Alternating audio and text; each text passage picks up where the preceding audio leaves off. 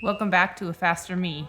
It's been a couple months. We are officially back in race season. This is the first race of the season, CBR number 1. My plan here was to get a good start to try to be in the top 5 to 10, and didn't get quite as good of a start as I wanted to. Have two teammates in the race, Marlena and Ashley. It's kind of exciting to race with some teammates, which is haven't had the opportunity to do that as much as I would like. So anyway, so here we are. I am in pretty good position right here. I do find myself out in the wind a lot, just kind of, I'm a little anxious or antsy, just always trying to move up, so I just kind of slide over into the wind way too often. Here I go over a little early, take the corner a little bit tighter than I needed to, but I'm sitting in good position right here. And the race was very fast. We had a large field, I think 50 women, 40 plus were in the Cat 4-5, and then there was 35 plus, which has a lot of very fast women out there, ranging from, I think, professional to Cat 4 or 5. I'm not sure who every Masters 35 plus, but the in-cycle mommies had a pretty good showing. Many of them are going to race the Pro 1-2-3 a little bit later in the day. So, yeah, I think you have a great start here. Probably one of the best starts I've seen you have in a little while.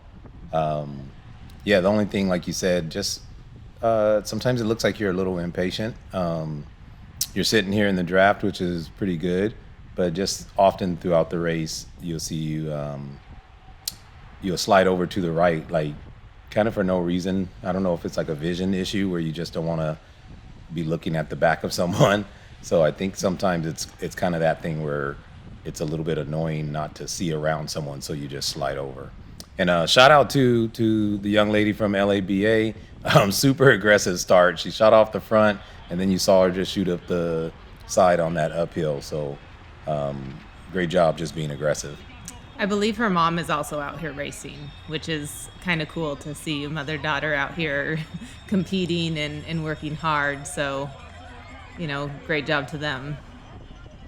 Yeah, I think you guys did a pretty good job too. This was a pretty fast race. I want to say I heard you guys say that maybe averages 23 miles per hour by the end of it, which is pretty good. I don't know. I think normally you guys are somewhere in the 21, 22 range. So 23 miles per hour is pretty fast for a 4-5 race. Yeah, definitely was a little bit faster than normal, but also less surgy, and maybe that's just being in slightly better position. Also, the race was controlled really by the in-cycle mommies for sure in the Masters field. So the lines, I'd say, were a lot smoother. We were actually using more of the entire course instead of how some of the races we only use about half of the course. So here you see, the group is all the way to the left of the road, which is just, I think you can remember back to in maybe last year, the season before, we're on the right half of the road instead of the left half. So just very interesting how the dynamics can shift from race to race. Yeah, and it varies. Like, for instance, obviously this is an out in out approach here with that turn and the turn before.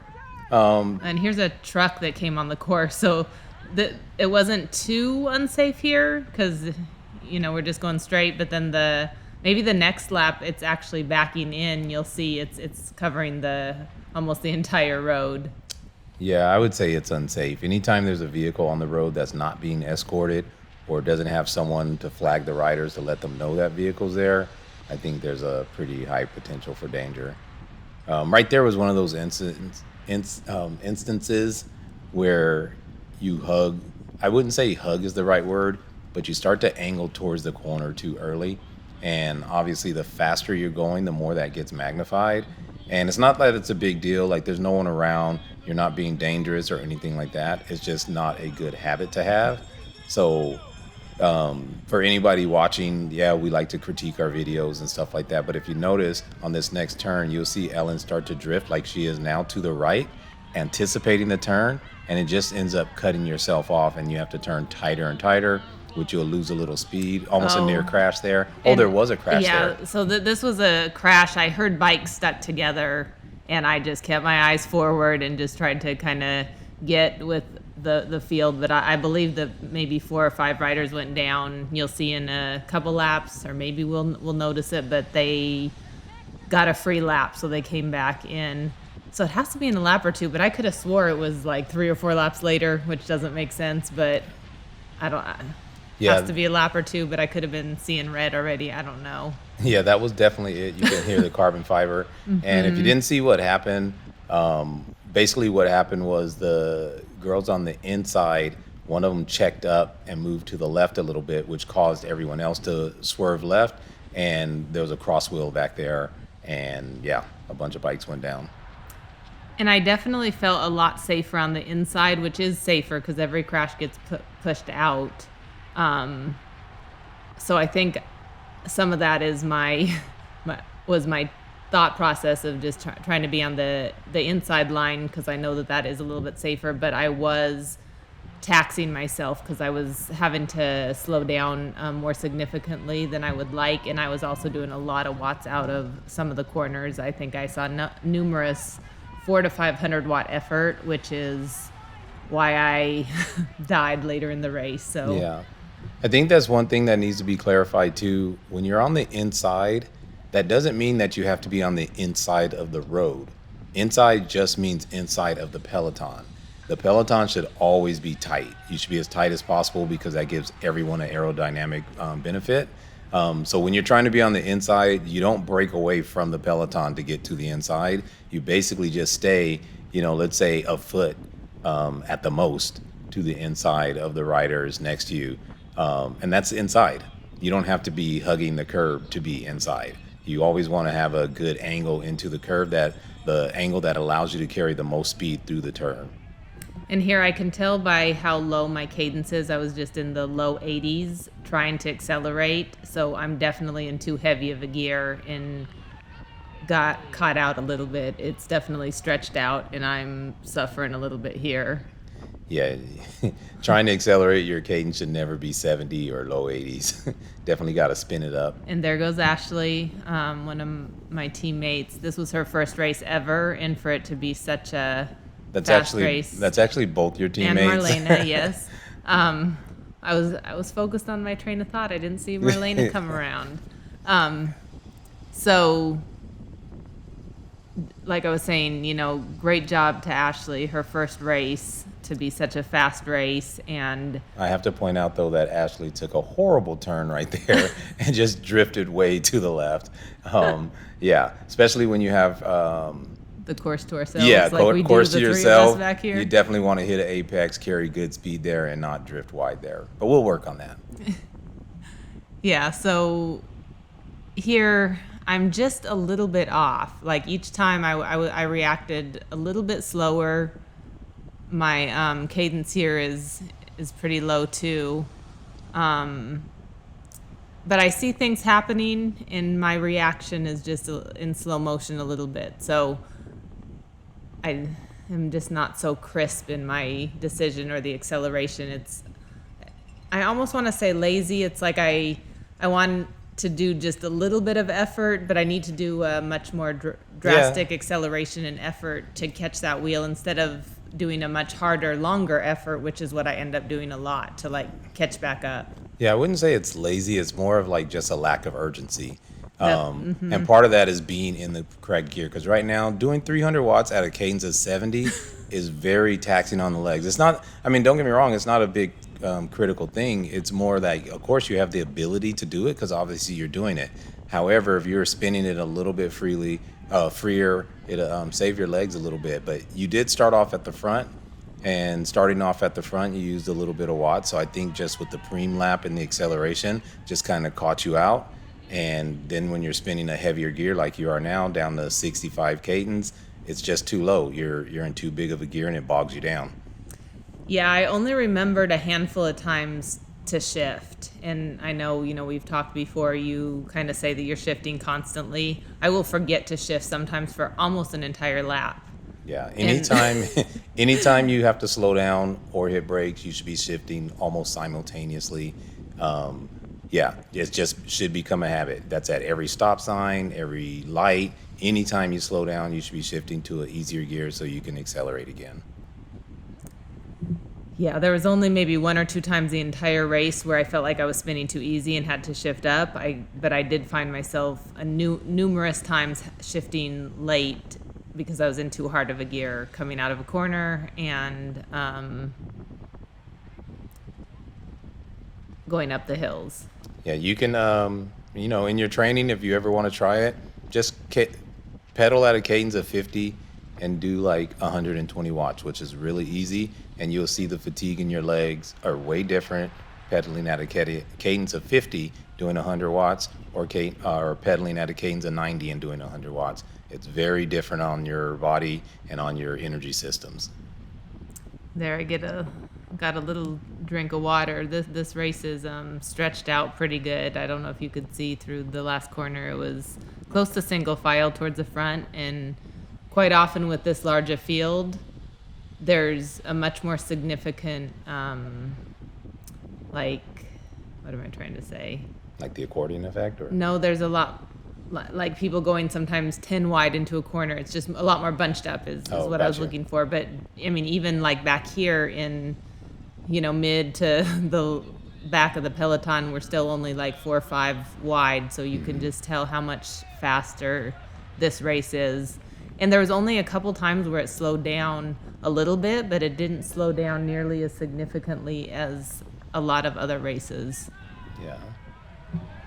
No, and you're doing we talked about cadence and just using energy systems, but again, kudos to you for being able to pull it back in and catch back up to the peloton and get in a little better position. And see the young lady there is completely spinning out. I don't know if she's on junior gears or maybe was stuck in her small chain ring or something, but she was definitely spinning out there. Yeah, I think Marlena said at the end of the race that she forgot she was in small gear for half the race, which I'm not sure how you can be in small gear going around this course. But she did say that it was she did have a much easier race than I did. So, yeah. So here again is where you just turn in way too early. You don't want to make a habit of that. Unfortunately, that's like a T-bone waiting to happen at that angle. Basically from a dive bomb, basically, is what it will turn into. Yeah, my watts were up to 450 coming out of the corner. Yeah, that's just kind of the nature of it when you hang tight like that. If you saw the peloton was out wide and carried more speed, and you kind of came into them like basically at a T angle, like almost at a 90-degree angle, and eventually, I mean, right now, like I said, there's no danger, it's safe, but in the long run, it's a recipe for disaster. And you could tell that at this speed, there was some discomfort in the corners at times. People had a lot of movement, a lot of floating. So, I felt safer on the inside because I know I can turn my bike, but it definitely, I could feel how taxed I was later in the race. So, yeah, and you did a pretty good job right there. You moved up about 8 spots or so on the inside, which again, I don't want people to misunderstand what we're saying. There's nothing wrong with going in the inside.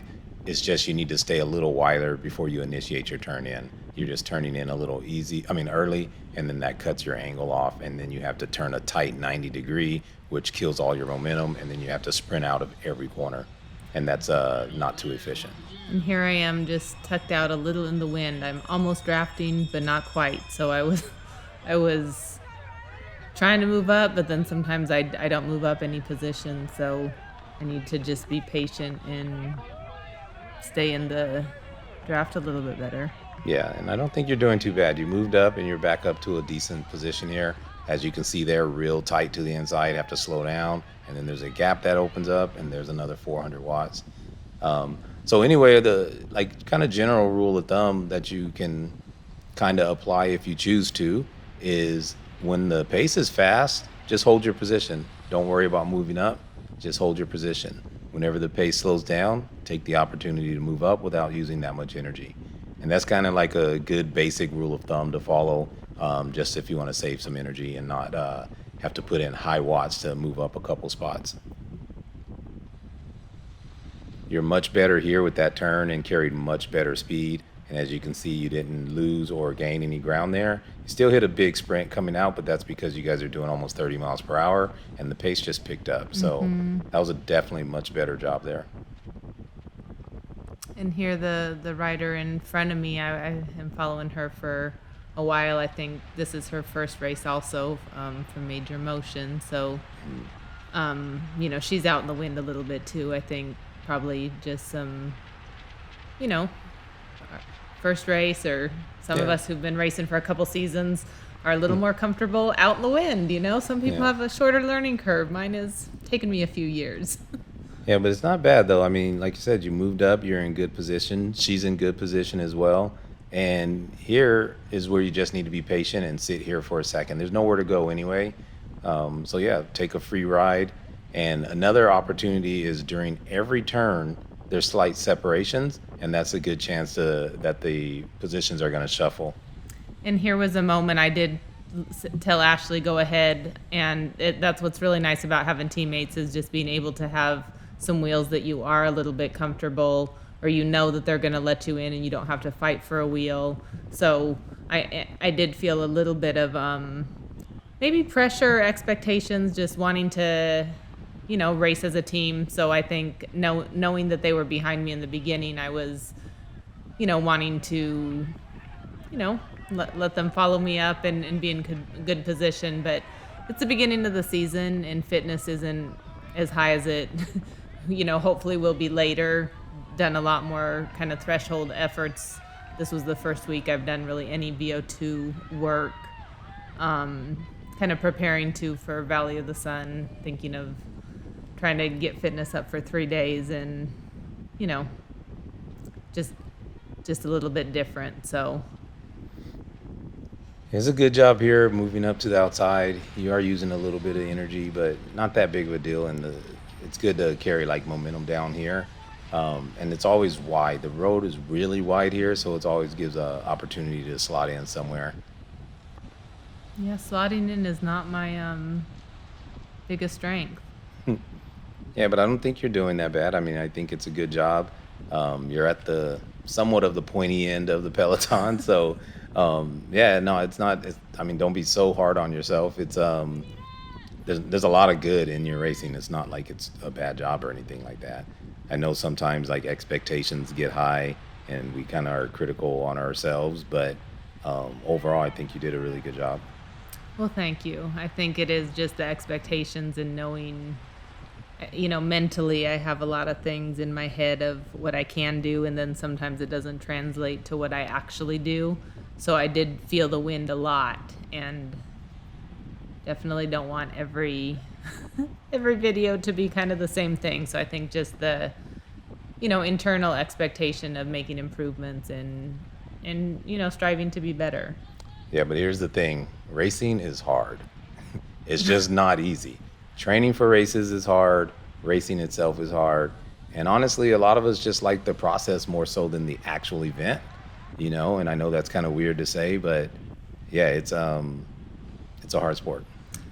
I mean, now it's gone, but I didn't see Felicia the whole race, but now I could see her in the last corner I'm not sure what team she is racing for. CFR, I think it is, or CFR? CRF? I can't remember. I don't know. Yeah, but that's her up there on the left side with the light blue top and the white helmet. I think a little ponytail coming out. And kudos to her. She had a broken pelvis, I think, last year from kind of a fluke accident, and has done a lot of work, recovering and getting her fitness back. I think she had a couple podiums in some races.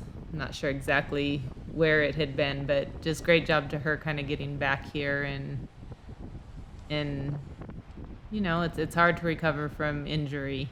Yeah, especially jumping right back in and not having like any fear of falling again. When you break bones, it doesn't feel good. So yeah, it's a good job. I mean, Felicia always does a great job of racing.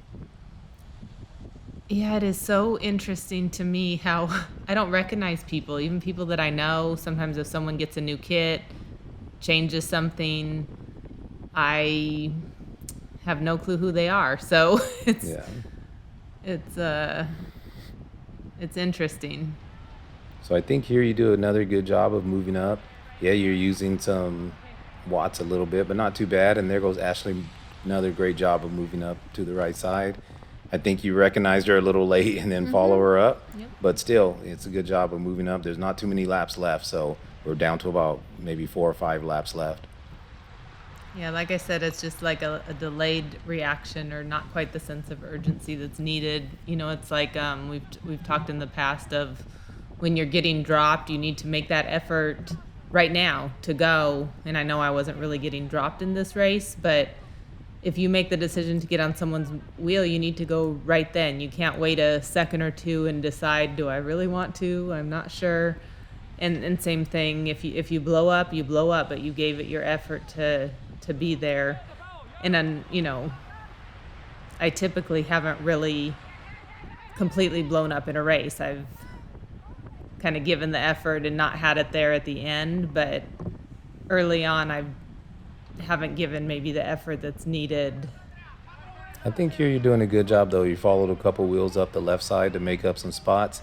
You got Catalina here, right in front of you. So I think the only thing is right there, you should have slotted in behind Catalina instead of falling back here. That's the only thing, is just hold your position there. I think this is where I'm realizing that I'm pretty toasted. Yeah, your heart rate is up to 170. I don't know what you max out at, like maybe 180 or something like that. But yeah, I mean, just been putting in a little bit of extra work. Got to just save a little bit of energy by tucking in better. There's Laura that shoots up on your inside there. And that's about it. I think everything's pretty good. Just got to tuck in a little bit better. Much better than last year, though. And shout out to Laura, too, from Lagrange. She's, again, doing a great job this year at the start of the year. She made a lot of progress last year and just improved so much over the year. She dove in, like a lot of people are new to racing, and, we all want to take some baby steps, or at one point. So at one point we want to take baby steps, but at the same time we want to know everything. And I think Laura did a great job of just exposing herself to a lot of different events and a lot of different races. She did the Eldo series and gained a lot of experience. And there's Ashley again, just tucked in the center of the peloton. I mean, I've never seen a beginner racer have their default to kind of move up and slot in. So I can't say enough to, Yeah. shout her out for the first race. I think most of our defaults when we first start is to just get shuffled back because it's hard to kind of move up. So for her to kind of continually. And there's Felicia right there behind her. And yeah, so that's a great job of Ashley just shooting up the outside. And yeah, she's a natural racer, honestly. It's kind of like Laura. They both have that like competitive spirit. And once you get in a race, it's just time to compete. So that's just part of being an athlete, and she definitely has it. Yeah, looking forward to see what the season has to offer. Just hopefully, working together and improving. So, I think that's what's given me kind of the motivation for the season, is just having some teammates, because, I am a little bit interested in some triathlons, but, I'm going to do the work with some teammates this season and see what next year brings. So here's Marlena, and Yeah, I think we're down to 3 laps to go. Gonna try to stay on her wheel. I know a few times, they were very generous coming by me and even kind of waiting for me to get on, and a few times it took me a bit. But here I let the wheel go, and I think I need to just work a little harder to stay there. Yeah, and sometimes it's just focus. Hopefully you recognize that it was even her in front of you. If you did, then yeah, sometimes it's just focus to like, attach yourself to that wheel and say, okay, I'm on a teammate, and you guys communicate and see what you can muster up. Now here you detach from the group and come inside way too early. You basically want to just stay in the group and use that draft benefit instead of scraping off. And now there you go with another almost 500 watts. I know. I'm so impatient because there was one rider in between me and Marlena, and I was just trying to get around to get to her. But I think just need to be patient and do that maybe after the turn, because usually gaps open up instead of trying to go early. Yeah, and honestly, there's nowhere to go. I mean, because you're not trying to go to the front and take a pull or anything. So you don't want to be in the wind. There's 3 laps to go, and just pick your spots of like where you can move up easily. Ooh. And try to be a little more patient. Yeah, that was a little late, leaving it late to the inside there. It's funny how you can get nervous watching a race you've already completed and you know nothing happens. Not sure how that's possible, but I feel my nerves even just watching it. Yeah, so there's both your teammates right there to your left. So here with 2 laps to go, you guys should communicate and just see how each other's feeling and, try to work for someone to get the highest finish possible. Yeah, definitely need to do a better job communicating. I think I did communicate that I'm suffering. Marlena was not suffering quite as much, so we gotta, ensure that she suffers a little bit more. And she had a great finish. I think finished 5th. Yeah, and honestly, if you're suffering and you're not going to get a good finish, just dedicate yourself to that person and bury yourself. Like, if you need to get them up to the front, that's job done. So, with 2 laps to go now, I believe it is, or 3 laps to go, yeah, if you're done and not going to make it to the finish, it's no big deal. Just tell them, hey, I'll get you up to the front and I'm done, and just pull them up to a better position. Yep. I think that's what should have done. We're still trying to kind of mesh and figure out what works, but I definitely think could have communicated that and maybe done a little bit better job instead of just hanging on here barely. Yeah, both of you guys are like in a position you shouldn't be right now, and neither one of you guys are putting in any watts. So yeah, it definitely shouldn't be back here, just kind of freewheeling. And as you can tell here, like, see what I mean by the different lines? Like, yeah, those were just not good lines right there in the back by anybody. We were all just floating around. Exactly. There was not a lot of purpose there. We were just, Yeah. surviving at this point, I think. Yeah, but I think overall this is a good first race, Yeah, it was good, and to my knowledge, no one got, too injured in the crash. So here, once again, you do a great job of moving up here without using too much energy. Your heart rate's still really high, but it was a pretty good job, and you made up a good, 10 spots or so. So now it's just, with 2 laps to go, now it's just, I have to hold this position. You can't shuffle back anymore now. It's either forward or hold your position. That's what I was shooting for. Yeah. But it's hard, and everyone else is, has their goals in mind. There was one rider who broke away, I think Heather, and she was just gone up the road long ago, so she won the 35 plus, and then the rest of us are just kind of racing for second and for the 4-5 victory. Yeah, I think you had missed a chance there with Catalina, went up the inside, and you could have jumped on her wheel just for kind of free ride. But the only difference is when it's uphill, because that's the steepest part of the race, maybe 3%. When it is uphill, it's not as big of a draft benefit, but the benefit's still there. So I think we're 2 laps to go right now. This could be the last lap. Yeah, this might be the last lap here. You think? I'm thinking so. I was just caught up watching the race, feeling how tired I was. No. So yeah, it's just, I think I'm done just trying to give what I can and hope to make up as many positions as I want, but I know I'm not really in any kind of position to be in contention because it's just too spread out, and that's way too much to make up. You see here, though, you do carry a ton of speed through there, and you do have a chance now to latch back onto the back. And I would say the only difference is here, don't move into the wind. Like, hug those riders there. It makes a big difference. I mean, you're doing 240 watts, 280 watts now. You got to be behind them, and you'd slingshot past. So I know it's way back, and it's not like you're going to win the race or anything like that, but you just want to practice on being more efficient. And especially when you're trying to chase down, you want to use the draft and just slingshot off of these riders. Stay right up the riders behind until you get kind of close to them, and then you pull over. I mean, pull off. But don't try to pass people in the wind here, because now everybody's using the same amount of energy. If you just slide into the left a little bit, you'll be protected a little bit more.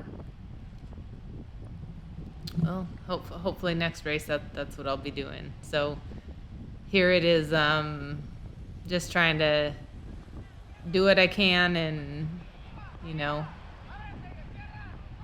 carry on to the next one. So I think can't even see where we are right now. It's the last lap. You're going to the finish line. Yep. So here, just trying to make up as many positions as possible. So anyway, thanks for tuning in. Great first race, and look forward to the next one.